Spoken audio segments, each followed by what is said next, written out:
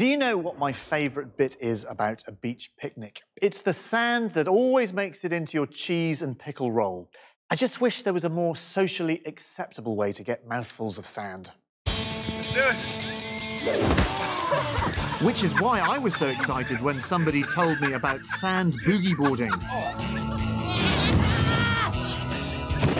Don't spit it out, it's delicious. Sand.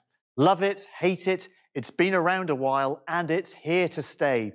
But as long as it's dry, it's ideal for lying down and sliding on as the top layer shears away from the layers underneath due to its relatively low friction. The boarder runs to get enough forward momentum to overcome the sheer strength of the top layer of sand.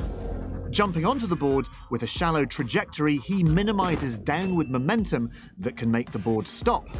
Lying down, his centre of mass is very low, so he keeps stable, but it's hard to steer. Momentum and gravity keep him sliding, unless he hits a bump, which can cause a painful turning effect. It all sounds very simple, but is it?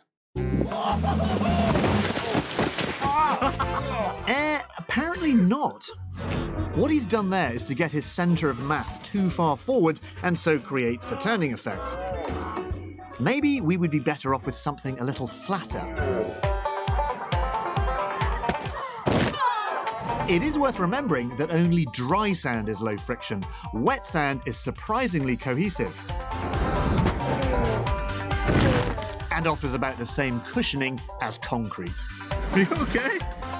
It seems not. Ready? This looks better. A nice dry dune and good forward momentum. Not to mention a delicious sandwich at the end. Remember to watch out for bumps, as they'll increase the resistance of the board, slowing it down. But not necessarily you.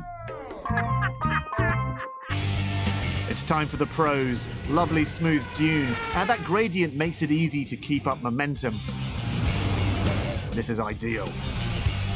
He's really flying. You can see why he's got that cape on.